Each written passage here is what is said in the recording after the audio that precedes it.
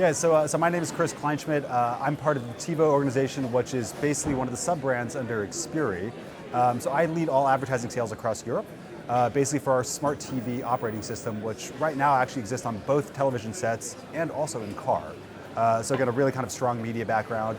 I've been in the CTV space now for, 10 years specifically, with both the US experience and then European experience for the last 7 or 8 years now that I've lived in London. So. Yeah, so to really kind of think about this, like what makes the TiVo OS special, I think right now in a very kind of crowded ecosystem, the first thing I'd say is right now is we're really one of the only independent media platforms that kind of sits out there. So we are, again, a totally independent company, not tied to any specific TV manufacturer or device. And as a result, we have our operating system across multiple different kind of players in that ODM, the original device manufacturing space. So I think this is something that separates us in market because whenever we're rolling out an advertising product as a part of that TiVo OS, it is something that we don't have kind of that walled garden mentality. And I think that's one of the biggest issues you see in connected TV and smart TV operating systems is really kind of that thinking. We really want to kind of be a prolific player, again, with kind of that independency that kind of sits out there. So. Yeah, I think, and again, kind of re-echo that, the challenge I think a lot of people are having is finding content, right? How do they really kind of get into the movies and shows that they want to watch, and what does TiVo do to actually help that? Fundamentally, the one thing I go back to is TiVo is a technology company that's been around for over 20 years, and they are really focused on the consumer first, right? The irony is that TiVo was actually the first company that rolled out DVR, which actually helped users stop ads and basically really find better content. Again, this was kind of how they launched the business in the United States. Fast forward to now, they're taking that same technology and it's evolved to really help consumers find the right content. I think this is a challenge that every TV manufacturer and every operating system has, is how do you really kind of bubble up content to keep users engaged with the platform? Because the longer users are engaged with the platform, the more opportunity there is to monetize. So I think TiVo is something that's really, again, kind of a powerhouse behind this. They've been doing this for decades, as I mentioned, but really kind of, again, trying to drive metadata to really kind of bring up content that might not have otherwise organically shown up, and really kind of using that intel to really kind of like make that user experience as good as possible.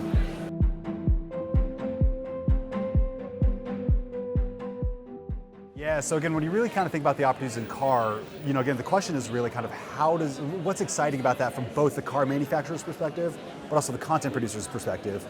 And I think right now it's just a new opportunity, right? I think that right now is as simple as that sounds, is kind of the most unique kind of thing to really kind of talk about, is this is just a new opportunity to kind of reach consumers in these environments where, again, they're either commuting or, again, waiting, because they might be charging a car. I think what's fascinating about this is it's a bit untapped, is how I think about this. You think about how many times or how many hours in a day can a brand or content producer reach a customer. And this is kind of, again, a new opportunity, whereas historically it used to be radio. So I think this is now kind of a visual element to kind of reach audiences in a safe way, obviously, but reaching those audiences as they're getting in that car experience. And I think it's a really kind of interesting thing because from a content perspective, I think the question is really, what is the content that's going to resonate best? You think of somebody who's charging their car, you're typically charging for 20 to 30 minutes. Okay, is that a 20 or 30 minute piece of content? Or is it a bunch of snackable content that's going to add up to that 20 or 30 minutes? You're not going to sit there and watch a movie, but when you start to think about how autonomous driving is kind of more coming to fruition, does that create an opportunity? If somebody's sitting for an hour in traffic, could they actually throw on a movie, start it in the morning, and maybe finish it on that commute back home? The opportunities, I want to say, are kind of endless, but it's going to create a brand new ecosystem that I think advertisers are going to want to be getting involved in, but it's also leveraging the content that's already kind of out there and then making it adaptable to kind of that user experience while they are in the car.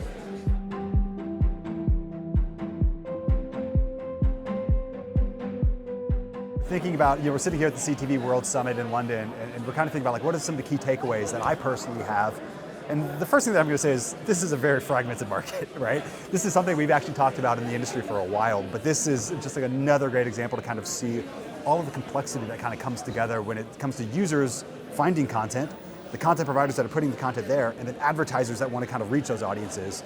So it's really kind of this Venn diagram, if you will. And then you throw in car, right? This is, I think, again, the evolution of, again, you've got TV, you've got car, how do kind of brands, content producers, how does everybody make sense of this? And I think events like this are really kind of amazing because you bring together all of the relevant players to talk about this in an open dialogue. And I think the one thing that you always kind of think of is like, you're never going to solve the situation. You're never going to figure this out in a 2-day event, but you're going to really start to kind of identify key themes. And for me, that's what always kind of comes out of this, and that's what I take away is really understanding what's kind of the tip of everyone's tongue. How do you address that in the short term while thinking about the long-term opportunities? So for me, it's really kind of, again, thinking about all the different aspects that, again, making kind of a complex ecosystem as simple as possible. And that's why I love kind of come to events like the CTV World Summit.